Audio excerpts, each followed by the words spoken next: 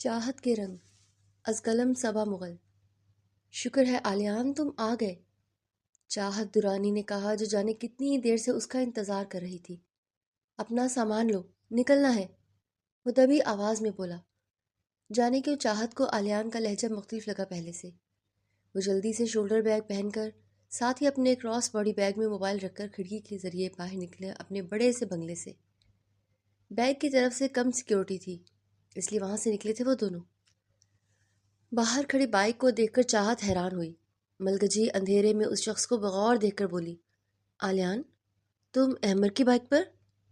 آلیان نہیں، احمر ہی ہوں میں، احمر جھنجھلا کر بولا۔ واٹ؟ تم کیوں؟ وہ حیرت سے بولی تھی۔ کیوں؟ میں کیوں نہیں؟ وہ شانے اچکا کر بولا۔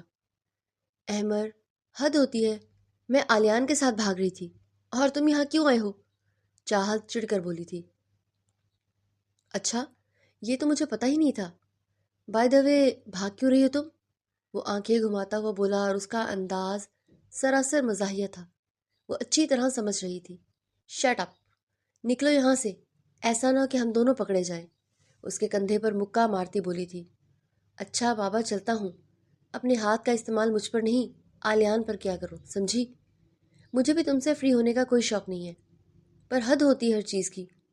ٹھیک ہے، آلیان کے سارے کام تم کرتے ہو، اب اس کی گرل فرینڈ کو بھی تم ہی بھگاؤ گے؟ چاہت کو غصہ آ رہا تھا آلیان پر۔ وہ اس بات کا غصہ اس پر نکالنے کا سوچ چکی تھی، کیونکہ آلیان کا یہ انداز اسے پسند نہیں آیا تھا۔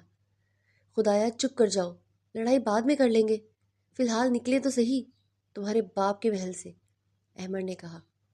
تم، اتنا کہہ کر وہ ہونٹ بھینچ گئی تھی۔ خدا کے لیے چپ کر جاؤ، اس کا ہاتھ تھام کر بولا۔ جلدی سے بیٹھو بائک پر، اور یوں احمد کی بائک پر احمد کے پیچھے بیٹھ کر اپنے باپ کے محل سے بہت دور نکل آئی تھی۔ تقریباً 15 سے 20 منٹ کے بعد وہ چیخ کر بولی، رکو رکو احمد، کیا ہوا؟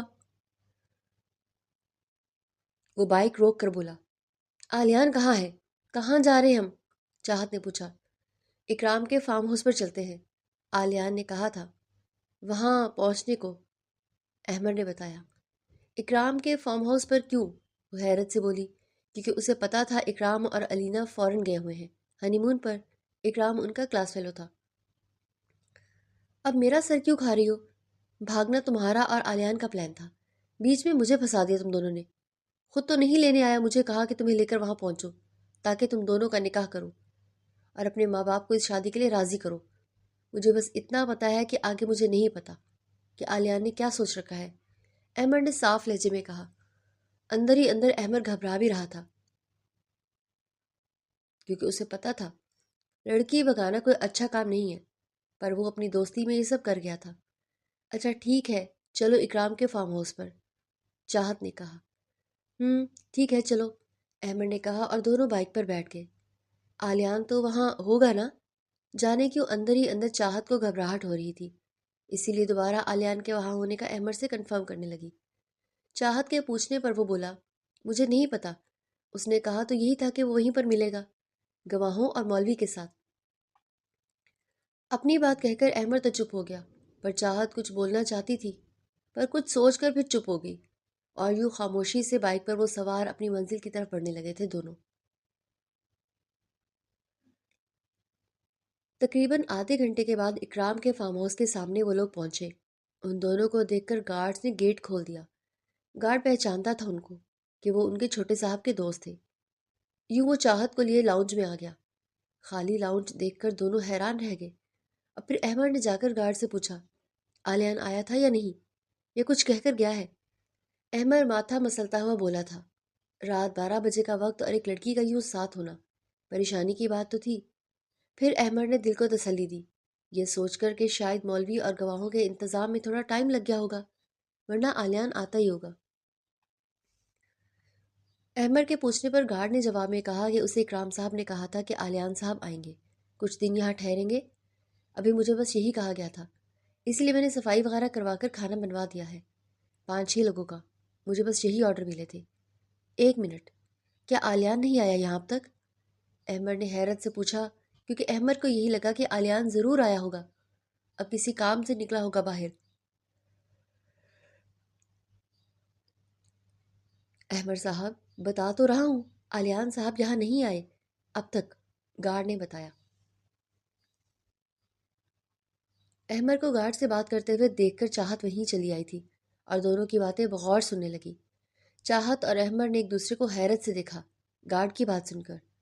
میں کال کرتی ہوں آلیان کو۔ چاہت کے چہرے پر اب پریشانی دیکھنے کے لائق تھی۔ ہاں یہ بہتر رہے گا، تم کال کرو اسے، احمد نے کہا۔ دونوں اس کا نمبر ملانے لگے، باری باری اپنے موبائل سے، اور آلیان کا نمبر بند آ رہا تھا۔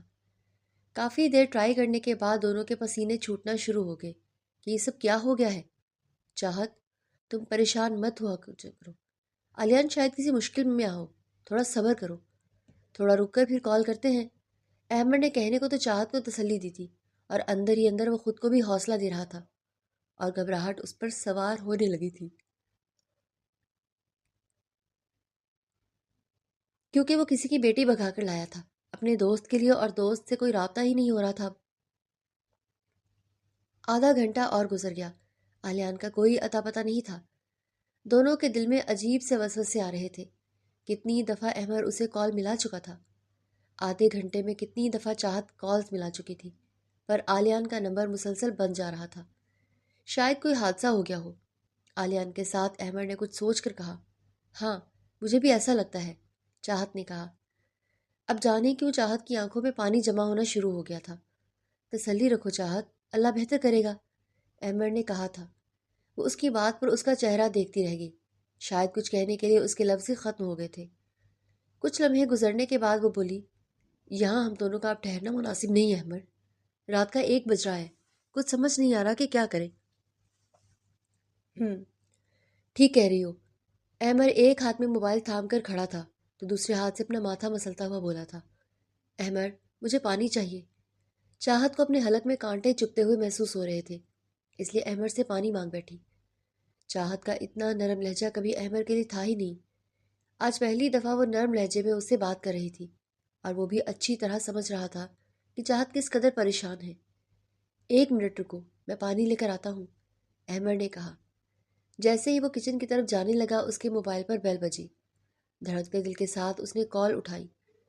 دوسری طرف سے آلیان بولا، مجھے معاف کر دو احمد، چاہت کو اس کے گھر چھوڑ آؤ، میں نہیں اسے بھگا کر لے جا سکتا، یہ مجھ سے نہیں ہوگا، میں جا رہا ہوں یہ ملک چھوڑ کر، پھر شاید میرے ماں باپ کو احساس ہو جائے کہ مجھے چاہت کی کتنی ضرورت ہے اور کس قدر میں اس سے محبت کرتا ہوں۔ میں وہی غلطی نہیں کر سکتا جس غلطی سے دونوں خاندان کا کوئی نقصان ہو۔ میں ماضی کو پھر دہرانے کی ہمت نہیں رکھتا۔ چاہت کو کہنا مجھے معاف کر دے، یہ میں ہم دونوں کی بہتری کے لیے کر رہا ہوں۔ احمد سانس روک کر آلیان کی باتیں سن رہا تھا۔ اسے یقین نہیں آ رہا تھا کہ آلیان ایسا کر سکتا ہے۔ اگر اسے یہی کرنا تھا تو پھر کیوں اسے کہا کہ بھگا کر لے آؤ لڑکی؟ اب وہ کس منہ سے چاہت کو بتائے گا؟ آلیان تو ملک چھوڑ کے بھاگ رہا ہے، وہ اتنا بڑا بھگوڑا ہوگا اس نے سوچا بھی نہیں تھا۔ یہ کیا بکواس کر رہے ہو تم آلیان؟ میری بات سنو یار، میری بات سنو اور سمجھو۔ چاہت میرے ساتھ اکرام کے فارم ہاؤس، اتنا وہ کہہ رہا تھا پر اس نے کچھ سنے بغیر فون کاٹ دیا اور نمبر آف کر دیا اور جلدی سے پلٹا۔ اپنے پیچھے چاہت کو آنسو بھری آنکھوں سے دیکھ کر دنگ رہ گیا۔ چاہت، میں ایئرپورٹ جا کر اسے روک لوں گا، احمد نے تڑپ کر کہا، اور اسے برداشت نہیں ہو رہے تھے چاہت کے آنسو۔ اتنا تو اسے اندازہ تھا کہ کس قدر یہ تکلیف دہ مرحلہ تھا ایک لڑکی کے لیے، کتنی زیادہ ہمت درکار ہوتی ہے ایک لڑکی کے لیے اپنے گھر سے اپنے ماں باپ کی دہلیز پار کر کے آنا، وہ بھی ایک ایسے مرد کے لیے جس سے وہ بے انتہا محبت کرتی ہو، اور پھر وہی دھوکہ دے کر بھاگ جائے، اس طرح اکیلا بیچ راستے میں چھوڑ جائے۔ اور کہیں نہ کہیں اس سب میں وہ بھی انوالو ہو گیا تھا۔ اب احمد کو اپنا آپ مجرم سا لگ رہا تھا۔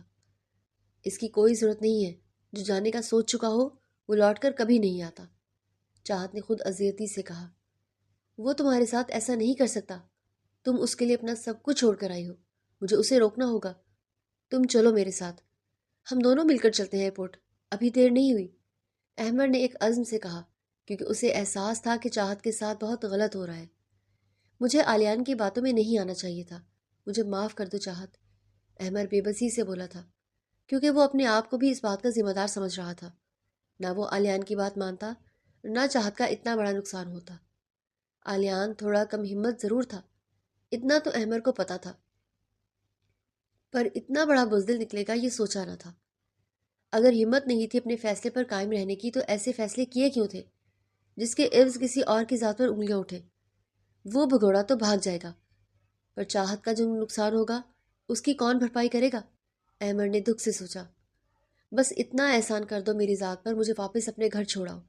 اللہ نے چاہا تو میرے ماں باپ کو اب تک پتہ نہیں چلا ہوگا کہ ان کی بیٹی رات کے اندھیرے میں نکلی ہے۔ میں سویرا ہونے سے پہلے اپنے گھر پہنچنا چاہتی ہوں اور اپنے ماں باپ کے قدموں میں گر کر ان کا ہر فیصلہ مان لوں گی اور اعتراف کر لوں گی کہ محبت جیسا جذبہ کچھ بھی نہیں سوائے خسارے کے۔ اتنا کہہ کر وہ شدت سے رو پڑی۔ احمد چاہ کر بھی اسے تسلی کو ایک لفظ کہہ نہ پایا اور نہ ہی ہمدردی کا ایک بول بول سکا، کیونکہ کہیں نہ کہیں اس تکلیف کا وہ بھی ذمہ دار تھا۔ جانے انجانے میں ایسا تو وہ کبھی نہیں چاہتا تھا کہ چاہت کے ساتھ ہو۔ آلیان تھوڑا ڈرپوک ضرور تھا، پر اس قدر ڈرپوک نکلے گا احمد نے سوچا بھی نہیں تھا۔ احمد ایک نڈر قسم کا بندہ تھا، کہنے کو تو ایک مڈل کلاس فیملی سے تعلق رکھتا تھا، جبکہ چاہت اور آلیان دونوں اپر کلاس فیملی سے تعلق رکھتے تھے۔ پر آلیان اور احمد کالج کے زمانے سے دوست تھے۔ آلیان کے کئی کام احمد کر دیتا تھا، جس کے بدلے آلیان اس کے مالی خرچے اٹھا لیتا، ساتھ ہی ساتھ اپنے ساتھ اس کی بھی عیاشیاں افورڈ کر لیتا تھا۔ وہ ایک دوسرے کے بیسٹ فرینڈ ہونے کے ساتھ ساتھ ایک دوسرے سے اپنا مطلب پورا کر لیتے تھے۔ آلیان اس پر اپنی دولت لوٹا لیا کرتا تھا اور وہ آلیان کے کام کر دیا کرتا تھا ہر قسم کے۔ آج بھی آلیان کے کہنے پر احمد چاہت کو بھگا کر لایا تھا تاکہ ان دونوں کا نکاح ہو جائے اور وہ اپنے گھر والوں کو اس شادی کے لیے منا سکے۔ احمد کو اندازہ بھی نہیں تھا کہ اس طرح آلیان بھاگ جائے گا۔ اگر ذرا سا بھی اندازہ ہوتا تو کبھی بھی وہ اس کام میں اس کا ساتھ نہ دیتا۔ پلیز مجھے میرے گھر چھوڑاؤ، جلدی سے، مجھے اپنے ماں باپ کے پاس جانا ہے، اس نے سسکتے ہوئے ایک بار پھر بولی، جس پر وہ جلدی سے بولا، چلو تمہیں چھوڑاؤں۔ یوں دونوں نے واپسی کا سفر شروع کیا تھا۔ کیا واقعی اتنا آسان تھا واپسی کا سفر؟ کیا ہر کوئی انسان غلطی کر کے اتنا جلدی واپس کر سکتا ہے؟ اور کیا حقیقی زندگی میں واپسی کا موقع سب کو ملتا بھی ہے یا نہیں؟ یہ تو وقت نے بتانا تھا۔ دونوں اپنی اپنی سوچوں میں گھرے تھے۔ چاہت کو احساس ہو گیا تھا کہ ماں باپ سے بڑھ کر کچھ بھی نہیں ہے، کسی مرد کی محبت نہیں ہے، اور احمد کو احساس ہو گیا تھا کہ دوستی میں کبھی بھی اپنے مورل چھوڑ کر کوئی کام نہیں کرنا چاہیے۔ اکمل دورانی کے 2 بچے تھے، کمال دورانی اور صبا دورانی۔ دونوں بھائی بہن تھے، دونوں میں 2 سال کا فرق تھا۔ ماں باپ کے گزرنے کے بعد کمال دورانی نے سوچ لیا تھا کہ وہ پہلے اپنی چھوٹی بہن کی شادی کریں گے، پھر خود شادی کریں گے۔ کمال دورانی اپنے باپ کا بزنس سنبھال رہا تھا۔ صبا کی شادی دور کے ایک رشتہ دار داؤد دورانی سے ہوئی تھی۔ داؤد دورانی کا ایک بڑا بھائی دلاور دورانی تھا، جس نے ہی اپنے دونوں چھوٹے بھائی بہن داؤر اور نتاشا کو پالا تھا۔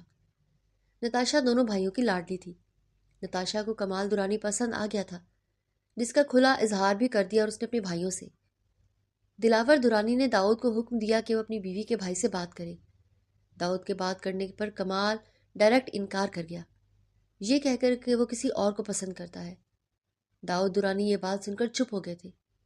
جب اس نے دلاور دورانی کو بتایا تو ان سے یہ برداشت نہیں ہوا، کیونکہ وہ نتاشا کی خوشی چاہتے تھے۔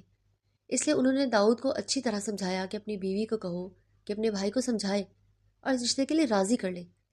صبا نے اپنی طرف سے اپنے شوہر کو سمجھانے کی کوشش کی، یہ مناسب نہیں، اگر بھائی نہیں پسند کرتے نتاشا کو تو میں کیا کر سکتی ہوں۔ داؤد نے اپنی بیوی کی بات کو سمجھا اور سوچا کہ وہ کسی کے ساتھ زبردستی نہیں کر سکتے تھے۔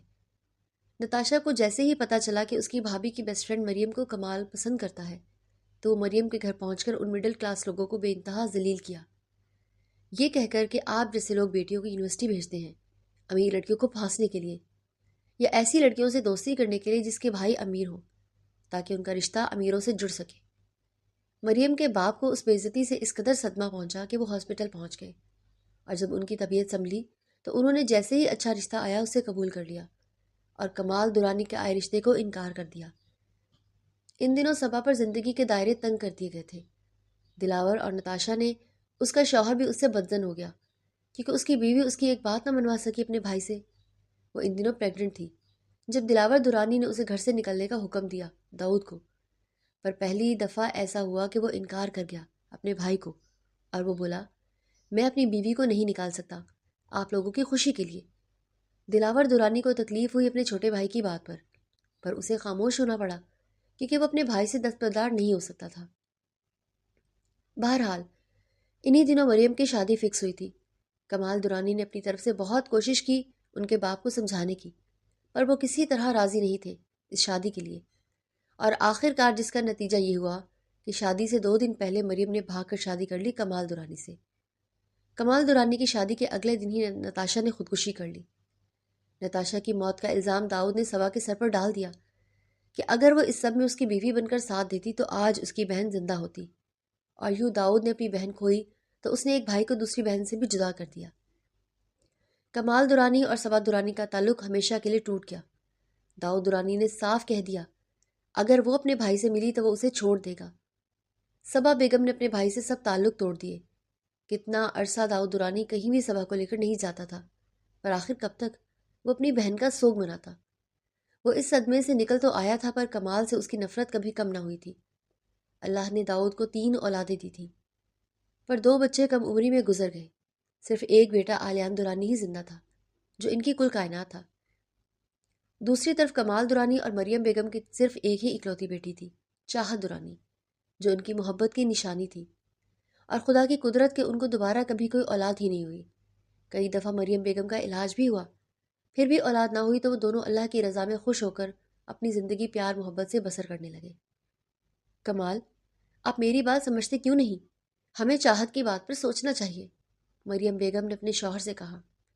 اس وقت دونوں بیڈ پر لیٹے تھے اور اپنی اپنی سوچوں میں گھرے تھے، جب مریم نے کچھ سوچ کر اپنے شوہر کو مخاطب کیا تھا۔ تم جانتے ہو داؤد درانی کبھی نہیں مانے گا اس رشتے کے لیے، تو کیوں ہم اپنی بیٹی کو آلیان درانی کے آسرے پر بٹھائے رکھیں؟ ایسا رشتہ جس کے ہونے کی کوئی امید ہی نہیں، کمال نے سکون سے کہا۔ کمال اپنی بیٹی کے معاملے میں انتہا کا حقیقت پسند تھا۔ آلیان اور چاہت یونیورسٹی فیلو ہیں، اور آپ جانتے ہیں کہ دونوں ایک دوسرے کو پسند کرتے ہیں، ہمیں تو ان کو سپورٹ کرنا چاہیے، مریم نے کہا۔ پلیز مریم، خدارا اپنی بیٹی کی خوشی کے چکر میں ہمیں بہن کو اور تکلیف نہیں دے سکتا۔ تم جانتی ہو پہلے ہی تمہارے اور میری شادی کرنے کی وجہ سے میری بہن نے کتنا سفر کیا تھا۔ کتنا عرصہ داؤد درانی اسے کہیں لے کر آتا جاتا نہیں تھا۔ وہ اکیلی گھر پڑی رہتی تھی اپنے بیٹے کے ساتھ، کیونکہ اسے میری بہن ہونے کی سزا مل رہی تھی۔ میں اپنی بہن کے لیے اور مصیبت کیوں پیدا کروں؟ وہ شخص کبھی بھی میری بیٹی کو ایکسیپٹ نہیں کرے گا۔ کچھ لمحوں کی خاموشی کے بعد دوبارہ کمال درانی بولا، داؤد سمجھنے کو تیار ہی نہیں ہے کہ اس کی بہن اپنی موت مری ہے، میرا اس میں کوئی ہاتھ نہیں ہے۔ داؤد درانی کو کون سمجھائے کہ اس کی بہن نے میرے لیے خودکشی کی؟ میں نے تو نہیں کہا تھا نا وہ مجھ سے محبت کرتی تھی؟ میں نے تو کبھی اس سے محبت نہیں کی، میں تو ہمیشہ سے تمہیں چاہتا تھا، پھر اس میں میری کیا غلطی ہے؟ اگر اس کی بہن مر گئی تھی تو پھر مجھ سے میری زندہ بہن چھین لی تھی اس نے، کیا فرق رہا اس میں اور مجھ میں؟ ہم دونوں ہی اپنی بہنوں سے جدائی برداشت کر رہے ہیں، کمال درانی دکھ اور اذیت میں بولے تھے۔ کمال، آخر داؤد بھائی بھول کیوں نہیں جاتے وہ ساری باتیں؟ 22 سال گزر چکے ہیں، مریم نے دکھی لہجے میں کہا تھا۔ اس وقت اپنے شوہر کے کندھے پر سر رکھ کے اپنی آنکھوں کی نمی صاف کر رہی تھی۔ میں نے بہت کوشش کی، ہر بزنس میٹنگ میں ان کو منانے کی، کبھی کسی طریقے کبھی کسی طریقے، ہر موقع پر جو موقع میرے ہاتھ آیا وہ موقع میں نے یوز کیا، اور وہ شخص معافی نہیں کرنا چاہتا، میں کیا کر سکتا ہوں؟ کمال نے ضبط سے کہا۔ اس کے لہجے میں بے بسی ہی بے بسی تھی۔ بہرحال میرا خیال ہے ہمیں ہماری بیٹی کو اچھی طرح سمجھانا چاہیے، اسے کچھ وقت دینا چاہیے، جب وہ دل سے راضی ہو جائے گی تب اس کا رشتہ کریں گے۔ پلیز آپ جواد ملک کو منع کر دیں فی الحال، مریم نے سکون سے اپنی بات مکمل کی تھی۔ مریم بیگم کو رہ رہ کر اپنی بیٹی کا چہرہ یاد آ رہا تھا، جس وقت اسے جواد ملک کی فیملی کے سامنے پیش کیا تھا۔ اس وقت وہ اپنے ماں باپ کی عزت کی خاطر سامنے آ گئی تھی، پر بعد میں جس طرح تڑپ کر رو رہی تھی وہ مریم بیگم کو بھلائے نہیں بھول رہا تھا۔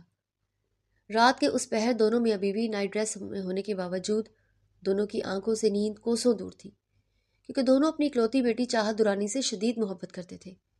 اپنے وقت پر ان لوگوں نے اپنی محبت تو حاصل کر لی تھی، آج اپنی بیٹی کی خوشی پوری نہ ہونے کا دکھ تو دونوں کو تھا، پر دونوں اچھی طرح جانتے تھے کہ داؤد درانی اپنی ضد سے باز نہیں آئے گا۔ وہ کبھی بھی آلیان درانی اور چاہت درانی کے رشتے کو ایکسیپٹ نہیں کرے گا، اس لیے وہ چاہت کا رشتہ جواد ملک کی فیملی سے کر کے اپنی بیٹی کو اس مشکل اور اذیت سے نکالنا چاہتے تھے۔ ان کو نہیں پتا تھا کہ ان کا یہ قدم ان کی بیٹی کو باغی بنا رہا ہے، جس کا انجام کیا ہونے والا ہے عنقریب۔ کیا ہوا کمال، اب چپ کیوں ہو گئے؟ اچانک مریم نے کہا تھا۔ تم آرام کرو مریم، میں جا کر اپنی بیٹی کو دیکھ کر آتا ہوں۔ پہلی دفعہ اسے اتنا ڈانٹا ہے، اب شرمندگی ہو رہی ہے، اسے منائے بغیر مجھے نیند نہیں آئے گی، کمال نے کہا، کیونکہ رات ڈنر پر دونوں باپ بیٹی کی بحث ہوئی تھی۔ چاہت نے ان سے صاف لفظوں میں کہا تھا کہ اگر آلیان دورانی سے شادی نہیں ہو سکتی تو پھر کسی سے بھی نہیں ہو سکتی، جس پر کمال صاحب کو شدید غصہ آیا اور وہ اس سے تیز آواز میں بولے، تمہاری شادی خاور ملک سے ہی ہوگی، یہ میرا آخری فیصلہ ہے۔ اس وقت جذبات میں آ کر کمال نے کہا تھا، اور اب احساس ہو رہا تھا کہ انہیں اپنی بیٹی سے بات کر کے اسے خاور کے لیے راضی کرنا چاہیے۔ آپ اکیلے مت جائیں، چلو ہم دونوں ساتھ چلتے ہیں، مجھے بھی سکون نہیں آ رہا اس کا سوچ کر۔ دونوں اپنی طرف سے اپنی اکلوتی بیٹی کے لیے پریشان تھے، اس لیے رات کے اس پہر دونوں اٹھ کھڑے ہوئے۔ یوں وہ دونوں اٹھ کھڑے ہوئے اور چند منٹوں کے بعد چاہت کے کمرے کا دروازہ نوک کر رہے تھے۔ مریم، ہماری بیٹی مان تو جائے گی نا؟ کمال نے کہا مریم سے۔ ہاں بالکل مان جائے گی، آپ فکر نہ کریں، آپ پیار سے کہیں گے نا تو مان ہی جائے گی، مریم نے کہا۔ کچھ لمحوں کے بعد کمال بولے کہ شاید سو تو نہیں گئی چاہت، جس پر مریم مسکراتے ہوئے بولی، آپ کو تو پتہ ہے جب بھی آپ غصہ ہوتے ہیں اسے نیند ہی نہیں آتی، مجھے لگتا ہے ہمیں اندر چل کر دیکھنا چاہیے۔ کمبل میں منہ چھپا کر رو رہی ہوگی۔ ایک دوسرے سے باتیں کرتے ہوئے دروازہ کھول کر اندر آئے تھے دونوں۔ کمرے کی لائٹ کھلی تھی، صاف ستھرا بیڈ دیکھ کر دونوں شاک ہو گئے تھے۔ یہ کہاں گئی مریم؟ کمال نے حیرت سے مریم کی طرف دیکھتے ہوئے پوچھا تھا۔ سائڈ ٹیبل پر پڑا خط دونوں کا منہ چڑھا رہا تھا، جس میں صاف لکھا تھا، سوری امی بابا، میں چاہ کر بھی آلیان سے دستبردار نہیں ہو سکتی، اس لیے ہم دونوں بھاگ رہے ہیں اور شادی کر لیں گے آج رات ہی، اور ہمیں یقین ہے کہ آپ ہمیں معاف کر دیں گے، اور شاید داؤد انکل بھی مان جائے اس رشتے کے لیے۔ آپ کی بیٹی چاہت درانی۔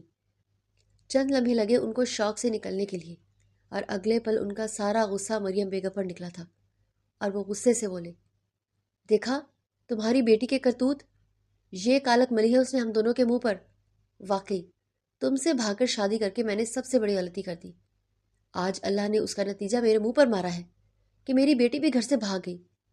یہ کہتے ہوئے کمال صاحب کی آنکھوں میں بیک وقت غصہ اور بے بسی کے آنسو تھے۔ کمال، مجھے یقین نہیں آ رہا ہماری بیٹی ایسا نہیں کر سکتی، اس میں ضرور آلیان کی کارستانی ہے، مریم روتی ہوئی بولی تھی۔ کمال کی باتوں نے بہت تکلیف دی تھی مریم بیگم کے دل کو، پر اس وقت وہ کچھ بھی برا کہہ کر ان کے دل کو ٹھیس نہیں پہنچانا چاہتی تھی۔ وہ اچھی طرح جانتی تھی کہ وہ بھی اذیت میں ہیں، تبھی اس طرح بات کر رہے ہیں، ورنہ پچھلے 25 سالوں میں انہوں نے کبھی اپنی بیوی سے اس طرح بات نہیں کی تھی۔ بکواس بند کرو، واقعی جیسی ماں ویسی بیٹی، دیکھ لی تربیت تمہاری، یہ تربیت کی ہے تم نے ہماری بیٹی کی؟ کمال صاحب کے لفظ کسی چماٹ سے کم نہ تھے مریم بیگم کے لیے۔ وہ رو پڑی تھی شدت غم سے، اور کم آئیگی کا احساس شدت سے ان کے اندر جاگا تھا۔ پھر کچھ سوچ کر کمال بولے، میں ابھی داؤد دورانی کو فون کرتا ہوں اور پوچھتا ہوں اس کے بیٹے کی اتنی ہمت کہ میری بیٹی کو بھگا کر لے گیا، عزت سے آ کر رشتہ مانگ لیتا، میں کون سا منع کر دیتا ہوں، ان لوگوں کو آخر میری بہن داؤد دورانی کی بیوی ہے۔ اسی وقت ان کے موبائل کی رنگ بجی اور وہ جلدی سے اپنے کمرے کی طرف بڑھے، کیونکہ اس پہر چاہت کے کمرے تک کا دروازہ کھلا اور ان کے کمرے کا بھی دروازہ کھلا تھا، اس لیے کال کی آواز خاموش گھر میں سنائی دی جا رہی تھی۔ وہ جلدی سے کمرے کی طرف بڑھی، نیا نمبر دیکھ کر حیران ہوئے۔ جیسے ہی کان پر فون لگایا، دوسری طرف کی آواز نے ان کو شاک کر دیا تھا۔ مریم کمال کے تاثرات دیکھ کر پریشان لہجے میں بولی، کمال بتائیں نا کیا ہوا ہے؟ پولیس اسٹیشن سے فون تھا، ہماری بیٹی وہاں ہے، وہ شکستہ لہجے میں بولے تھے۔ اس سے بڑی بھی کوئی اذیت کسی باپ کو ہو سکتی ہے کہ اس کی بیٹی تھانے سے برآمد ہو، وہ دکھ سے بولے۔ واٹ؟ مریم بیگم دنگ رہ گئی۔ مجھے جانا ہوگا۔ اسی وقت کپڑے بدل کر کمال دورانی نکل کھڑا ہوا پولیس اسٹیشن کے لیے۔ کمال دورانی جو سوچ رہا تھا کہ چاہت کے ساتھ وہاں آلیان دورانی موجود ہوگا، پر کسی اور لڑکے کو دیکھ کر وہ دنگ رہ گئے، کیونکہ آج سے پہلے انہوں نے کبھی اس لڑکے کو نہیں دیکھا تھا چاہت کے ساتھ۔ اسی وقت ایک اور شخص داخل ہوا جو پریشان سا ان کے برابر آ کھڑا ہوا۔ میں احمد شیخ کا والد ہوں۔ کیسے ماں باپ ہو تم؟ دونوں بچوں کی شادی ہونے دو، اب یونیورسٹی میں ساتھ پڑھتے ہیں تو محبت ہوگی، کیا فرق پڑتا ہے امیر باپ کی بیٹی غریب لڑکے سے محبت کرے؟ یہ تو صدیوں سے ہوتا آ رہا ہے، اب تو وقت بدل گیا ہے، اب یہ چیزیں کون دیکھتا ہے؟ پڑھا لکھا لڑکا ہے، اتنا کما لے گا، آپ کی بیٹی کو کمال صاحب خوش رکھے گا، مان جائے شادی کے لیے، اپنی دعا میں رخصت کریں گے بیٹی کو تو سسرال میں بھی عزت ہوگی۔ اور آپ احمد شیخ، اتنے بڑے گھر کی لڑکی بہو مل رہی ہے، اعتراض کرنے کا کیا فائدہ؟ چلے شاباش، گھر کا معاملہ گھر میں ہی سلجھا لیں۔ شکر کرے کوئی بھی ایکشن نہیں لے رہا میں، پولیس بڑے پن سے بول کر دونوں والدین کو سمجھا رہا تھا۔ دونوں شخص کے چہرے پر حیرت انگیز تاثرات تھے۔ پر ہم، چاہت اور احمد ایک ساتھ بولنے لگے تو پولیس والا بولا، چپ کر جاؤ دونوں، میں لڑ رہا ہوں نا تم دونوں کا کیس۔ دیکھنا، تمہارے ماں باپ خوشی خوشی تم دونوں کا نکاح کروا دیں گے، بھاگنے کی ضرورت نہیں ہے۔ بچوں، ہر مسئلے سے بھاگنا کسی مسئلے کا حل نہیں ہے، اور تم مرد کے بچے بنتے اور لڑ پڑتے اپنی محبت کے لیے۔ چلو دونوں گھر جا کر اللہ کا شکر ادا کرو جس نے تم دونوں کو اس گناہ سے بچا لیا۔ پولیس والا بڑے بزرگ کی طرح ان کا ساتھ بھی دے رہا تھا، انہیں سمجھا بھی رہا تھا اور ساتھ میں لڑتاڑ بھی رہا تھا۔ دونوں اپنی جگہ شرمندہ بھی تھے، پر پریشانی اس بات کو لے کر تھی کہ سب ان دونوں کو غلط سمجھ رہے تھے کہ وہ دونوں ایک ساتھ بھاگ رہے تھے۔ دونوں چاہتے تھے کہ اس پولیس والے کی غلط فہمی دور کرنا، اپنے ماں باپ کی بھی، اور یہاں تو کوئی ان دونوں کو سننے کے لیے تیار ہی نہیں تھا۔ پر ہم تو ان دونوں کے لب پھڑپھڑائے۔ پھر اپنی بات کہنے کے لیے وہ بولا، دوبارہ ان دونوں کو پولیس والا چپ کروا کے بولا، میں آپ دونوں کے بڑوں سے بات کر رہا ہوں، عزت سے دونوں کی شادی کروائیے اور بیٹی کو عزت سے رخصت کیجیے۔ تماشا لگانے میں کیا فائدہ ہے؟ جتنے امیر لوگ ہو اتنی بے عزتی ہوگی ان لوگوں کا، کیا کیا جائے؟ جو بھی نقصان ہوگا کمال صاحب آپ کا ہوگا۔ شکر کریں کوئی ایکشن نہیں لے رہا۔ چلیے اپنے بچوں کو لے جائیے اور آئندہ کوشش کیجیے کہ یہ دوبارہ نوبت نہ آئے۔ یوں وہ دونوں سر جھکائے باہر نکلے اپنے والدین کی سرپرستی میں۔ پولیس اسٹیشن باہر نکلے تو ایک کم عمر لڑکا بائک پر بیٹھا تھا۔ اس سے پہلے کہ وہ احمد کی طرف بڑھتا، کمال صاحب ہاتھ جوڑ کر احمد شیخ سے بولے، میں نہیں جانتا کہ آپ کی کوئی بیٹی ہے بھی یا نہیں، پر میری صرف ایک ہی بیٹی تھی جس نے کئی منہ دکھانے کے مجھے قابل نہیں چھوڑا۔ میں آپ کو اپنی عزت کا واسطہ دے رہا ہوں، ایک بار میرے ساتھ میرے گھر چلے، مجھے آپ لوگوں سے کچھ بات کرنی ہے۔ ان کے جڑے ہاتھ تھام کر احمد صاحب بولے، میں چلتا ہوں آپ کے ساتھ۔ پھر واقعی احمد شیخ ان کے دونوں بیٹے بائک پر سوار ہو کر ان کے پیچھے ان کے گھر آئے۔ احمد اور اس کا چھوٹا بھائی واسق دونوں باہر ہی کھڑے تھے، جبکہ چاہت مریم کے پاس آ کر اس کے گلے لگ گئی اور رونے لگی۔ ڈرائنگ روم میں احمد شیخ اور کمال صاحب بیٹھے تھے۔ کچھ لمحے خاموشی کی نظر ہوئے، جس کے بعد کمال صاحب بولے، میرے لیے میری بیٹی اسی وقت مر گئی تھی جس وقت وہ گھر سے بھاگی تھی۔ اب آپ سے ایک التجا ہے کہ اگر آپ نکاح کر کے لے جائیں گے اپنی بہو بنا کر تو یہ ایک احسان ہوگا آپ کا، ایک باپ کا دوسرے باپ پر۔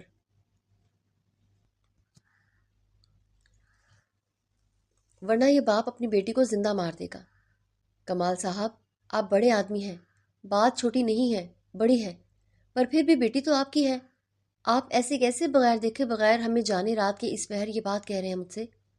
تھوڑا سوچے تو صحیح، تھوڑا ہوش سے کام لیں۔ جب اتنا لاڈ پیار کرتے ہیں تو بڑی غلطیاں معاف کرنے کا بھی حوصلہ پیدا کریں۔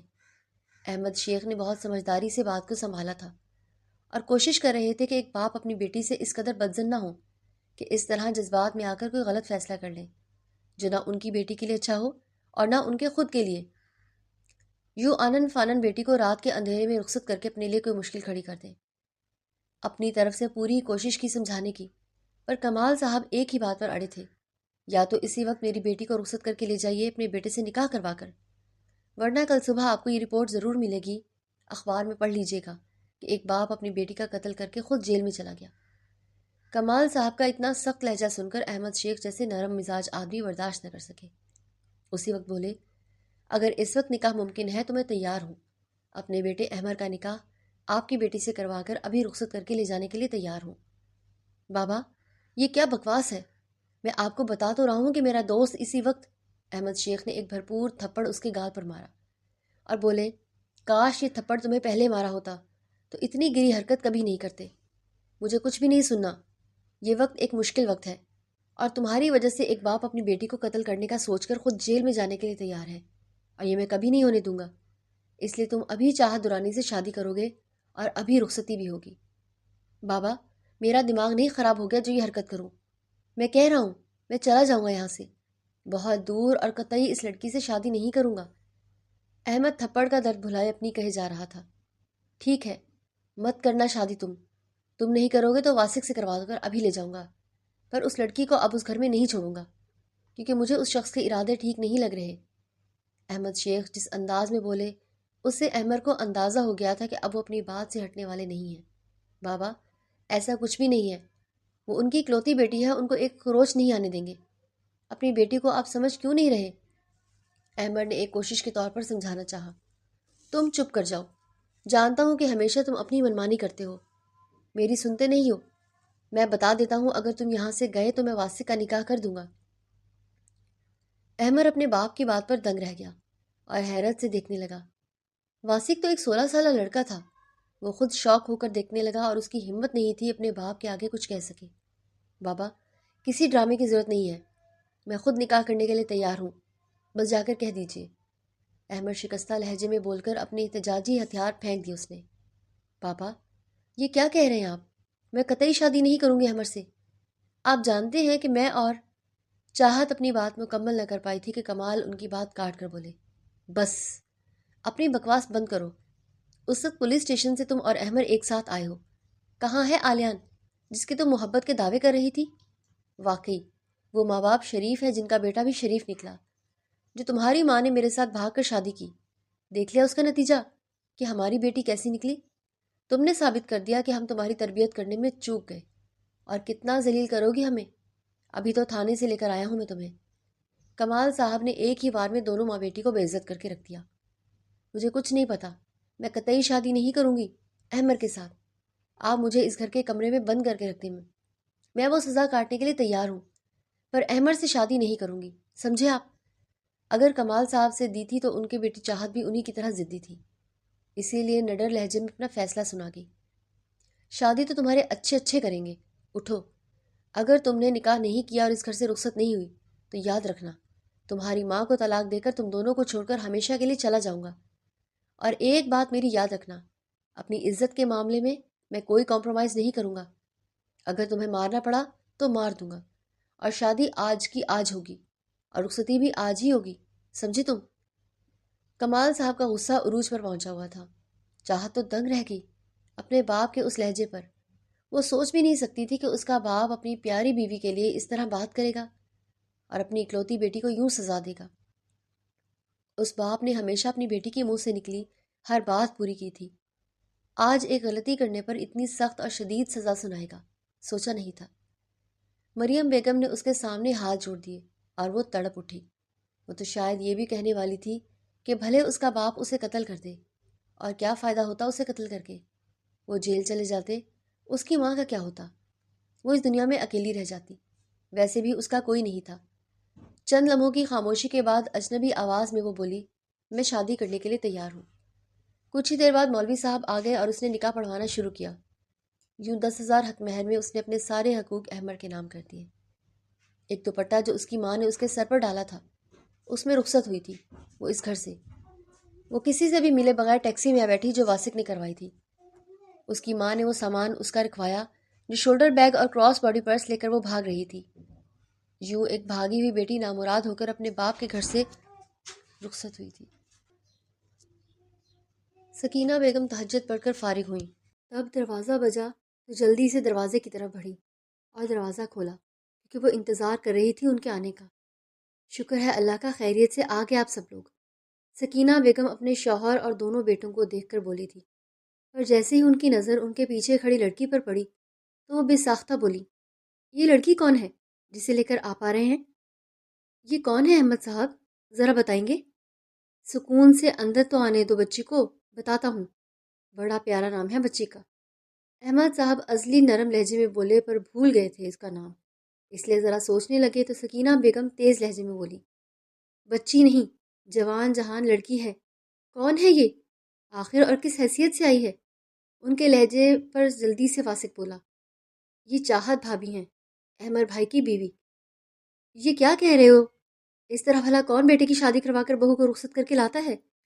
ایک تو احمد صاحب آپ کے لفظ منہ میں ہی رہ گئے، کیونکہ احمد تو پہلے ہی ان سب کو اگنور کر کے اپنے روم کی طرف بڑھ گیا تھا، اس لیے مجبوراً واسق کو بتانا پڑا، کیونکہ احمد صاحب تو نام سوچتے ہوئے اندر بڑھنے لگے، پھر کچھ یاد آنے پر پلٹے اور بولے، بیٹی تم اندر تو آؤ، میں کچھ بول رہی ہوں آپ سے احمد صاحب۔ سکینہ بیگم خود سے غصے سے کھولتے ہوئے بولی، تم چپ کب ہوتی ہو؟ ہمیشہ ہی بولتی ہی رہتی ہو۔ احمد صاحب بڑبڑائے، اب اللہ ہی حافظ، لوگ اس وقت نماز پڑھیں گے، پھر ہمارے گھر میں لڑائی شروع۔ واسق تیز لہجے میں بولا، چپ کر جاؤ تم۔ سکینہ بیگم بولی، بھئی میں تو چپ ہی رہتا ہوں اور چپ کر روزہ اکثر رکھ لیتا ہوں۔ اللہ حافظ اماں، میں چلا سونے، مجھے مت اٹھائیے گا، مجھ سے نہیں جایا جائے گا کالج۔ واسق اپنے کمرے کی طرف بڑھ گیا۔ اب آپ بتائیں کیا کروں اس لڑکی کا؟ سکینہ نے پوچھا شوہر سے۔ جا کر بیٹے کے کمرے میں چھوڑ آؤ، اس کی بیوی ہے، احمد صاحب نے کہا۔ مجھے لگتا ہے اس وقت سحرش کے کمرے میں چھوڑتے ہیں، پھر صبح دیکھیں گے کہ کیا کریں، کیونکہ جس طرح احمد اسے یہاں چھوڑ گیا ہے، اس کا مطلب ہے کہ… احمد صاحب سکینہ کی بات کاٹ کر بولے، ہاں ہاں جاؤ، اسے بھی سحرش کے کمرے میں ہی چھوڑاؤ، آرام کر لے، تھک گئی ہوگی بچی۔ یوں سکینہ کے کہنے پر وہ اس کے پیچھے ایک چھوٹے سے کمرے میں آئی، جہاں 2 سنگل بیڈ تھے اور ایک بیڈ پر 20 سالہ لڑکی سوئی ہوئی تھی۔ اس بیڈ پر سو جاؤ ابھی، سکینہ نے دوسرے خالی بیڈ کی طرف اشارہ کیا۔ وہ جا کر اس بیڈ پر بیٹھ گئی۔ اسی وقت دوسرے بیڈ پر لیٹی سحرش اٹھ کر بولی، اماں یہ کون ہے؟ تمہاری بھابھی۔ اتنا کہہ کر وہ پیر پٹکتی ہوئی چلی گئی اور سحرش ہکا بکا ہو کر اسے دیکھنے لگی۔ چاہت میں اب ہمت نہیں تھی اس کے سوالوں کا جواب دینے کی، اس لیے چادر اٹھا کر اپنے اوپر ڈالی اور جلدی لیٹ کر سوتی بن گئی۔ کتنی دیر وہ بے آواز روتی رہی۔ آخر کار نیند کی دیوی اس پر مہربان ہوئی اور نیند کی وادیوں میں وہ اتر گئی تھی۔ اگلی صبح سکینہ بیگم نے احمد سے کہا کہ وہ اپنی بیوی کو اپنے کمرے میں لے جائے۔ اس نے کوئی خاص تاثر نہیں دیا، بس سکون سے ناشتہ کرتا رہا۔ میں تم سے کہہ رہی ہوں احمد، اپنی بیوی کو اپنے کمرے میں رکھو، بیویاں اپنے شوہروں کے ساتھ اچھی لگتی ہیں۔ امی پلیز، کیا مسئلہ ہے؟ سحرش کے کمرے میں ایک بیڈ خالی تو پڑا رہتا ہے، رہنے دو اسے وہاں۔ احمد چڑ کر بولا اور اٹھ کھڑا ہوا۔ اس کا سارا موڈ خراب ہوا سامنے سے آتی چاہت کو دیکھ کر۔ سحرش اور واسق نے تو اسے اپنی بھابھی قبول کر لیا تھا، سکینہ بیگم اپنے شوہر کی وجہ سے چپ تھی، ورنہ احمد شیخ نے تو اسے اپنی بہو تسلیم کر ہی لیا تھا۔ اور 2 ایسے شخص تھے جن کا اس کا وجود قبول نہ تھا، ایک اس کا شوہر احمد اور دوسرا اس کے شوہر کی بڑی شادی شدہ بہن شبانہ۔ بس ان دونوں کو وہ قبول نہ تھی۔ چاہت کے چہرے پر صاف صاف شرمندگی لکھی ہوئی تھی، اس لیے 1-2 دن تو سکینہ بیگم اسے بے عزت کرتی رہی، سخت جملے بول کر یا پھر بھگوڑی وغیرہ کہہ کر۔ جب انہوں نے دیکھا کہ وہ ان کے ہی نقش قدم پر چلنے کی پوری کوشش کر رہی ہے تو ان کو خاموش ہونا پڑا۔ وہ دل کی بری نہیں تھی، ہاں غصے کی تھوڑی تیز ضرور تھی۔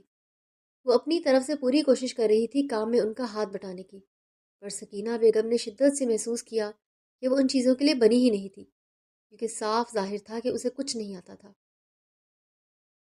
جب سکینہ بیگم نے اسے لباس پر ٹوکا کہ یہاں پر مردوں والے لباس نہیں پہن سکتی، تو اس نے خاموشی سے سحرش کی اترن پہن لی۔ سحرش کی اترن پہنے دیکھ کر احمد صاحب تھوڑا غصہ ہوئے اپنی بیگم پر، یہ بول کر بہو کو ایسے کیسے تم بیٹی کی اترن پہنا سکتی ہو؟ تو وہ بولی، اس وقت اچانک کہاں سے کپڑے لاتی؟ مجھے کوئی شوق نہیں اسے کسی کی اترن پہنانے کا، کچھ پیسے دے دے لے آؤں گی اس کے کپڑے، خود ہی سل کر دے دوں گی۔ اب اتنے پیسے نہیں ہیں میرے پاس کہ درزی سے سلوا سکوں، میں اور سحرش مل کر سلائی کر کے دے دیں گے، اور مجھے سحرش کے کپڑوں سے کوئی مسئلہ نہیں ہے۔ چاہت کی بات پر دونوں میاں بیوی چپ ہو گئے اور وہ اپنی بات کہہ کر واپس چلی گئی۔ وہ سحرش کی دیکھا دیکھی انہیں ابو کہنے لگی تھی، سکینہ بیگم بہت معصوم بچی ہے، تم نے دیکھا نہیں اس کا گھر، ورنہ حیران رہ جاتی، کتنے بڑے گھر سے آئی اور کتنا خاموشی سے اس گھر میں رہنے کی کوشش کر رہی ہے۔ ان کے لہجے میں بے پناہ محبت تھی اپنی بہو کو لے کر، پر سکینہ بیگم غصے سے بولی، آئی تو بھاگ کر ہی ہے نا۔ وہ بس دیکھتے رہ گئے اپنی بیوی کو۔ ساری بات ان کو بتا چکے تھے، پر ان کا دل تھا کہ صاف ہی نہیں ہو رہا تھا۔ انہوں نے رات ہی چاہت سے کہا تھا کہ فجر کے ٹائم اٹھنا ہے، کیونکہ اس گھر میں 5 وقت نماز وہ اور ان کی بیٹی پڑھتی ہے، تو اسے بھی چاہیے کہ 5 وقت نماز پڑھے۔ سکینہ بیگم اپنی بیٹی پر تو سختی کرتی تھی، پر انہیں امید نہیں تھی کہ چاہت ان کے ایک دفعہ کہنے پر مان جائے گی۔ وہ وضو کر کے آ گئی ان کے پاس۔ نماز پڑھنا آتی ہے؟ سکینہ نرمی سے بولی تھی، کیونکہ جانے کیوں ان کو یہ خاموش اداس لڑکی اپنی سی لگی تھی۔ صحیح سے نہیں آتی اماں، وہ شرمندگی سے سر جھکا کر بولی۔ اماں کہتی وہ ان کو بہت پیاری لگی تھی۔ سیکھنا چاہو گی نماز پڑھنا؟ سکینہ بیگم نے نرم لہجے میں پوچھا۔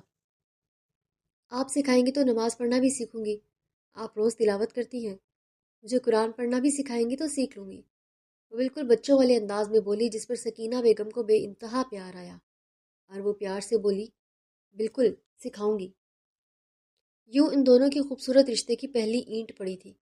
اسی دن دوپہر کے وقت جب وہ سبزی کاٹ رہی تھی، تب شبانہ اور اس کی ساس آئی تھی، جنہوں نے باتوں ہی باتوں میں سکینہ بیگم پر جتا دیا کہ ان کی بہو رات کے اندھیرے میں ان کے بیٹے کے ساتھ بھاگ کر آئی ہے۔ پتہ نہیں کیوں سکینہ بیگم کو اتنا برا لگا ان کا لہجہ کہ وہ خود ہی چاہت کی سائڈ لیتی ہوئی بولی، نہیں، ایسا کچھ نہیں ہے، یہ تو احمد صاحب کے دوست کی بیٹی ہے۔ دوست بیمار تھا اس لیے جلدی میں بیٹی کا نکاح کر کے رخصت کر دیا۔ اچھا، مجھے لگا بھاگ کر آئی ہے۔ شبانہ کی ساس منہ بنا کر بولی، نہیں بہن، میری بہو تو ہم سب کی خوشی سے آئی ہے، خاص کر احمد صاحب کی پسند ہے۔ سکینہ بیگم کی بات پر دل ہی دل میں چاہت نے شکر ادا کیا کہ انہوں نے اس کی عزت رکھ لی، ورنہ چاہتی تو اسے بے عزت کر سکتی تھی۔ اسی دن کے رات کے پہر میں سب زمین پر بیٹھ کر رات کا کھانا کھا رہے تھے۔ تب سکینہ بیگم نے کہا، احمد صاحب، میں چاہتی ہوں کہ اچھا سا ولیمہ رکھیں اور سب کو پتہ چل جائے کہ احمد اور چاہت کی شادی کا، اور ہاں، میں نے سب سے کہہ دیا ہے کہ یہ آپ کے دوست کی بیٹی ہے اور آپ کے دوست بیمار تھے، اس لیے اس نے آنن فانن شادی کر کے رخصت کر کے لائے ہیں، اور ہم اپنی پہنچ کے حساب سے ولیمہ رکھ لیتے ہیں تاکہ بچی کی بھی عزت بنی رہے، ورنہ شبانہ کی ساس جس طرح کی باتیں سنا کر گئی ہے، کل کوئی اور پڑوسی آ کر سنائے گا، اور میں نہیں چاہتی کہ کوئی میری بیٹی کے لیے برے لفظ بولے۔ سب کے منہ بند کرنا چاہتی ہوں۔ سب حیرت سے منہ پھاڑ کر سکینہ بیگم کا چہرہ تکنے لگے۔ انہیں یقین نہیں آ رہا تھا کہ 4 دن میں سکینہ بیگم کی کایا ہی پلٹ گئی۔ ایسے کیا دیکھ رہے ہو تم لوگ؟ بہو نہیں، بیٹی ہے میری۔ وہ چاہت؟ جی اماں، چاہت مسکرا کر بولی۔ احمد نے اتنے دنوں میں پہلی دفعہ اسے یوں کھل کر مسکراتے دیکھا تھا اور اسے دیکھتا ہی رہ گیا۔ سیرش کے گلابی سادے سے جوڑے میں بھی وہ گلاب کا پھول لگ رہی تھی، یہ رنگ اس پر خوب جچ رہا تھا۔ سنہری بال، سرخ سفید رنگت والی یہ لڑکی واقعی سادگی میں بے مثال حسن رکھتی تھی۔ احمد کا دل وہ دھڑکا گئی تھی۔ اگلے دن 4 نئے لون کے جوڑے سکینہ بیگم نے دیے اور بولی، چاہت، مجھے معاف کر دو بیٹا، اتنے دن تمہیں سیرش کے جوڑے پہننے پڑے۔ جانتی ہوں یہ جوڑے بھی تمہارے شایان شان نہیں ہیں، پر اپنی حیثیت سے حساب سے بنائے ہیں۔ مجھے معاف کر دو بیٹا۔ ارے اماں، یہ کیسی باتیں کر رہی ہیں آپ؟ سچ میں یہ بہت پیارے جوڑے ہیں، کیونکہ ان میں بسا آپ کا پیار ہے، اور سچ میں مجھے بہت پسند آئے ہیں۔ چاہت ان کے ہاتھ تھام کر بولی تھی، جانتی ہو، اگلے ہفتے تمہارا ولیمہ ہے، تب تک میں کچھ ریشمی جوڑے بھی خرید کر آؤں گی تمہارے لیے، پھر دیکھنا بہت پیاری لگو گی تم۔ سکینہ بیگم کی سادگی پر مسکرائی تھی وہ۔ جیسا آپ کو صحیح لگے اماں، چاہت نے پیار سے کہا۔ احمد صاحب کی کمیٹی کھلی تھی 2 لاکھ کی، جس سے وہ ان کا ولیمہ کرنے کا ارادہ کر رہے تھے۔ گلی میں ٹینٹ لگا کر وہاں ولیمہ ہونا طے پایا۔ سستے سے کارڈ بنوائے ان لوگوں نے، اور چاہت ان کی خوشی دیکھ کر خاموش تھی۔ اسے گھر کا کام زیادہ تو نہیں آتا تھا، پر وہ سکینہ اور سیرش کی دل سے مدد کرتی تھی، اور وہ اسے سراہتے بھی تھے دل سے۔ اب تو شبانہ کا بھی اسے دل صاف ہو گیا جب سے اس نے اس کے بیٹے کو پڑھانا شروع کر دیا تھا۔ بھائی، بابا نے ولیمے کے سوٹ اور جیولری کے لیے 20,000 روپے دیے ہیں۔ جانتی ہوں بہت کم ہے، پر میں بھی یہ 5,000 روپیہ دے رکھ لیں۔ 25,000 تک شاید کچھ اچھا مل جائے، سیرش شرمندہ سے لہجے میں بولی تھی، کیونکہ جب سے سیرش نے انسٹا پر چاہت کی آئی ڈی دیکھی تھی، تب سے اسے یقین ہی نہیں آ رہا تھا کہ جس لڑکی کو اس نے انسٹا پر دیکھا تھا وہ تو امیر ترین لڑکی تھی۔ باہر ملک کی کچھ فوٹوز، کچھ گھر کی فوٹوز، اتنی امیر لڑکی ان کے گھر میں اتنی سادگی سے رہ رہی تھی، یہ یقین کر پانا اس کے لیے مشکل تھا۔ سیرش کو دکھ بھی ہوتا تھا چاہت کے ان حالات کا سوچ کر، وہ ایسی زندگی تو ڈیزرو نہیں کرتی تھی۔ احمد اور چاہت کا بیچ کی دوری کو سب نے شدت سے محسوس کیا تھا۔ سیرش، فکر مت کرو، 20,000 میں جو تمہیں اور آنٹی کو پسند آ جائے لے آئیے، پہن لوں گی، چاہت نے سکون سے کہا۔ وہ اپنی اس زندگی سے سمجھوتا کر چکی تھی۔ بھابھی، آپ چلے نا؟ سیرش کے انسسٹ کرنے پر وہ بولی، پلیز سیرش، کل 7 کا پیپر ہے، مجھے اسے پڑھانا ہے، تم لوگ لے آؤ پلیز۔ وہ نرمی سے بولی تھی۔ سعد شبانہ کا بڑا بیٹا تھا جسے آج کل وہ ٹیوشن پڑھا رہی تھی۔ کل ولیمے کا کارڈ اس کے میکے میں گیا تھا، اور آج وہاں سے کوئی آیا تو نہیں، پر ڈھیر سارا سامان اس کی ماں نے بھیجا تھا،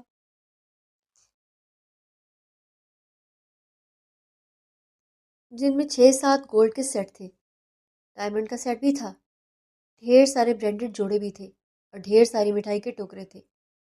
شکور موم کہاں ہیں؟ چاہت نے اپنے ڈرائیور سے پوچھا۔ بی بی جی، وہ نہیں آئیں، یہ سامان بھیجا ہے، ساتھ میں انہوں نے کہا ہے کہ اپنا موبائل آن کریں، وہ آپ سے بات کرنا چاہتی ہیں۔ اسے شدید غصہ آ رہا تھا، وہ ضبط کرتی ہوئی بولی، اٹھا کر لے جاؤ سامان کو، جب موم یہاں نہیں آ سکتی تو اس سامان کی بھی یہاں جگہ نہیں ہے، ان کو بتا دیجیے گا کہ میں اپنے گھر میں خوش ہوں۔ سب حیرت سے دیکھ رہے تھے، پہلے آنے والے سامان کو، پھر چاہت کے ری ایکشن کو۔ اور آخر میں واپس جاتا ہوا سامان دیکھ کر سب حیران تھے۔ اتنی عیاشی میں پلی بڑھی لڑکی اتنی جلدی وہ سب سہولتیں کیسے بھول گئی؟ حیرت کی بات تھی۔ اماں، میں نے کچھ غلط تو نہیں کیا؟ چاہت سیدھا سکینہ بیگم کے قدموں میں بیٹھی پوچھ رہی تھی، جو ابھی تک شوق میں تھی اتنا سامان دیکھ کر۔ بیٹا، یہ سامان تمہارے ماں باپ نے بھیجا ہے تو فیصلہ تمہارا ہے، تم اسے رکھنا چاہتی ہو یا نہیں۔ ہم نے بغیر کسی غرض کے تمہیں اپنایا ہے، اس لیے بے فکر ہو جاؤ۔ تمہیں اتنا سامان واپس بھیجنے پر ہم کچھ نہیں کہیں گے، تمہاری مرضی کے بغیر کچھ نہیں ہوگا، سکینہ بیگم مسکرا کر بولی تھی۔ سچ اماں، آپ نے مجھے خوش کر دیا، میں ڈر گئی تھی آپ کو برا نہ لگ جائے، چاہت نے مسکرا کر کہا، جس پر وہ اسے خود سے لگا گئی۔ بالکل پگلی ہو تم۔ چاہت کو اپنے اندر سکون اترتا محسوس ہو رہا تھا۔ احمد نے اپنے باپ کے سامنے اعتراض کیا کہ کیوں اس نے اتنا سارا سامان واپس بھیج دیا، جس پر احمد صاحب نے اچھی خاصی اس کی بےعزتی کی، یہ کہہ کر کہ تمہارا کچھ بھی بولنے کا کوئی حق نہیں ہے، کیونکہ سب چاہت کا ہے اور مرضی بھی چاہت کی ہوگی۔ اگر وہ اپنے ماں باپ کا دیا کوئی سامان نہیں قبول کر رہی تو یہ فیصلہ اس کا ہوگا، ہمارا نہیں۔ اور دوسری بات، مجھے بڑا فخر ہے اپنی بہو پر، اس کے فیصلے پر، کیونکہ واقعی اگر اس کے ماں باپ اسے اپنا کر یہاں آتے اور پیار محبت سے دیتے تب وہ قبول نہ کرتی تو شاید میں اسے سمجھاتا کہ یہ ماں باپ کی خوشی ہے، رکھ لو۔ پر اس کے ماں باپ نے اس طرح سامان بھیج کر اسے کمتر ہونے کا احساس دلایا اور ہمیں نیچا دکھانے کی کوشش کی۔ اس نے اس گھر کی عزت اور لاج رکھی، تو مجھے فخر ہے ایسی بہو پر اور اس کی سمجھداری پر۔ اپنے باپ کے ان جملوں کے بعد اس کے پاس کہنے کو کچھ بچا ہی نہیں تھا۔ وہ اٹھنے لگا تو اس کا باپ بولا، اب شرافت سے نوکری ڈھونڈو، کیونکہ اب بیوی والے ہو، کل ولیمے کے بعد تمہاری بیوی تمہارے کمرے میں آ جائے گی اور پھر خیر سے جلد ہی بچوں والے بھی ہو جاؤ گے، تو بہتر یہی ہے کہ اب اپنی نوکری ڈھونڈو گے تو اپنی بیوی کا خرچہ اٹھا سکو گے۔ احمد نے جرجری لی اپنے باپ کے لفظوں پر۔ بیوی بچے سوچ کر ہی غصہ آنے لگا تھا۔ نوکریاں ٹرے میں پڑی نہیں مل رہی، محنت کر رہا ہوں، جب ملے گی تب کر لوں گا، پر پھر بھی آپ کی بہو کے لیول کی تو مجھے اتنا جلدی نہیں ملنے والی۔ میں تو اس کے لیے سب کچھ کہہ رہا تھا کہ اگر اپنے ماں باپ کے دیے پیسے اور چیزیں رکھ لیتی تو سکون سے خود زندگی گزارتی۔ ہمیں تو ویسے بھی غربت میں رہنے کی عادت ہے، ہمیں تھوڑی اس کے پیسے کی پرواہ ہے۔ میرے لیے آپ کو فکر کرنے کی ضرورت نہیں ہے، مجھے بھی عادت ہوتی جا رہی ہے ایسے رہنے کی، میں خوش ہوں یہاں۔ چاہت کی بات پر احمد کو غصہ تو بہت آیا، جو اچانک آ کر باپ اور بیٹی کی باتوں کے بیچ میں اپنی بات کہہ گئی، پر خود پر ضبط کر گیا، کیونکہ اس وقت احمد صاحب تو چاہت کے گرویدہ ہوئے پڑے تھے۔ اگر ان کے سامنے کچھ کہا چاہت کو تو فضول میں بے عزتی ہو جاتی ان کے ہاتھوں، اور وہ اپنی بے عزتی خراب کرنے کے موڈ میں نہیں تھا، اس لیے ایک نظر اسے گھور کر کمرے سے چلا گیا۔ بابا، آپ کا دودھ کا گلاس۔ چاہت نے ان کے سامنے رکھا اور ان کی دوائیاں نکال کر ان کو دیں جو وہ رات کے وقت کھاتے تھے۔ اسے ڈھیر ساری دعائیں دینے لگے۔ اسی وقت سکینہ بیگم بھی کمرے میں آئیں، جس سے وہ بولی، اماں، آپ کو کچھ چاہیے؟ نہیں بیٹا، مجھے کچھ نہیں چاہیے، جاؤ تم آرام کرو، صبح سے میرے ساتھ کاموں میں لگی ہوئی ہو، بہت تھک گئی ہوگی تم، کل تمہارا ولیمہ ہے، اس لیے تمہیں آرام کرنا چاہیے، جتنا اچھا آرام کرو گی اتنا نکھار آئے گا۔ ان کے پیار بھرے انداز پر وہ مسکراتی ہوئی جی اماں بول کر چلی گئی۔ کل گلی میں ٹینٹ لگا کر ولیمہ کیا گیا۔ وہ خود تیار ہوئی تھی سیرش کی مدد سے۔ فیروزی مکسی میں سلور آرٹیفیشل جیولری میں وہ پیاری لگ رہی تھی۔ احمد کے سب رشتہ دار آئے تھے اور پڑوسی بھی ساتھ تھے، سب چاہت کی تعریف کر رہے تھے۔ آج واسق اور اس کے دوستوں نے پھولوں سے احمد کا کمرہ سجایا تھا۔ سیرش نے اس کے کپڑے جوتے احمد کی الماری میں سیٹ کر دیے تھے کل ہی۔ احمد اپنے پرانے کپڑے نکالنے پر اعتراض کر رہا تھا تو سکینہ بیگم خفا ہو رہی تھی اس پر۔ مجھے تو لگتا ہے کہ مجھ سے زیادہ یہ سگی ہو گئی آپ سب کی، وہ چڑ کر بولا، جس پر کسی نے جواب دینا ضروری نہیں سمجھا تھا اسے۔ وہ منہ بسور کر رہ گیا۔ سیرش کی ہر بات میں چاہت کا ذکر ہوتا تھا تو واسق بھی اپنی بھابھی کا دیوانہ تھا۔ ہر روز اس کے لیے کبھی سموسے، کبھی کچوری یا پھر کبھی مٹھائی لا کر اسے خوش کرتا تھا، پھر وہ اور سیرش مل کر کھاتی تھی۔ احمد اس بے غرض لڑکی کو حیرت سے دیکھتا رہتا، جو اس کی امی کے بنائے سادہ سے جوڑوں پر خوش ہوتی، ان کی تعریف کرتی نہ تھکتی تھی، اور وہ مسکراتی رہتی اس کی سادگی پر۔ ولیمہ ختم ہوتے ہی سیرش اسے احمد کے پھولوں سے سجے کمرے میں بٹھا کر گئی تھی۔ وہ سیج پر بیٹھی گھبرا گئی تو اٹھ کھڑی ہوئی۔ اسی وقت احمد نے کمرے میں قدم رکھا اور کہا، مجھے یقین تھا کہ تم سیج پر بیٹھ کر میرا انتظار نہیں کرو گی۔ وہ حیرت سے اسے دیکھنے لگی، اس کے قریب آیا اور بولا، یہ امی نے دیا ہے، تمہاری منہ دکھائی کا تحفہ۔ سونے کی انگوٹھی اس کی طرف بڑھائی تو چاہت نے ہاتھ اس طرف کیا جس کا صاف مطلب تھا کہ وہ پہنائے۔ وہ حیران ہوا اس کے اس عمل سے۔ وہ تو سمجھا تھا کہ وہ اس طرح تھا کہ آگے بڑھائے گی اور اس کی ہتھیلی پر ڈبیا رکھ دے گا۔ اس کی ہتھیلی زمین کی طرف تھی، جس کا مطلب اسے پہنانے کا اشارہ دے رہی تھی۔ وہ اپنی حیرت پر قابو پاتا ہوا انگوٹھی نکال کر اسے پہنانے لگا اور پہنا کر اس کا ہاتھ تھام کر بولا، جانتی ہو، یہ پہنانے کا مطلب ہے کہ تم اپنی رضامندی سے اس رشتے میں مجھے قبول کر کے میری ہونے کی نوید دے رہی ہو۔ ابھی بھی وقت ہے تمہارے پاس، صحیح فیصلہ کر کے خود کو بچا سکتی ہو۔ اگر ایک دفعہ اس رشتے کو ہم نے شروع کر دیا پھر واپسی کے سارے راستے بند ہو جائیں گے چاہت، اس لیے میں تمہیں سوچنے کا ایک اور موقع دیتا ہوں۔ احمد ضبط سے بولا تھا کہ اس کا حسن اس کے اندر کے شوہرانہ جذبات جگا رہا تھا، جبکہ دوسری طرف اسے آج شام آلیان کی آئی کال کے لفظ ذہن میں گونجنے لگے تھے۔ وہ کہہ رہا تھا کہ وہ واپس آ رہا ہے پاکستان۔ اس کے ماں باپ لگ بھگ مان چکے ہیں اس کے اور چاہت کے لیے، کیونکہ وہ اس کی جدائی برداشت نہیں کر سکتے ہیں۔ وہ اور بھی کچھ کہہ رہا تھا پر احمد کی ہمت جواب دے گئی، اس لیے وہ کال کاٹ گیا، کیونکہ ایک لمحہ ادراک کا تھا اور اس پر ادراک ہوا کہ اس لڑکی سے شدید محبت کرتا ہے اور اب اس کے بغیر بالکل نہیں رہ سکتا، کیونکہ وہ نہ صرف اس کے ماں باپ اور بھائی بہن کے دل میں جگہ بنا چکی تھی، بلکہ اس کے ساتھ ہی اس کے دل پر بھی اپنی گرفت مضبوط کر کے بیٹھ گئی تھی۔ وہ اپنے منفرد انداز سے کب دل پر براجمان ہوئی پتہ ہی نہیں چلا تھا اسے۔ وہ چاہ کر بھی آلیان کی واپسی کا بتا نہ سکا، پر ہاں، انسانیت کے ناطے ایک بار اس سے اجازت ضرور لینا چاہتا تھا اس رشتے کو شروع کرنے سے پہلے، کیونکہ وہ قطعی خود کو اس پر مسلط نہیں کر سکتا تھا۔ وہ جانتا تھا کہ اگر وہ زبردستی کرتا تب بھی وہ اسے روک نہیں سکتی، پر جانے کی وہ زبردستی خود کو اس پر مسلط نہیں کر پا رہا تھا۔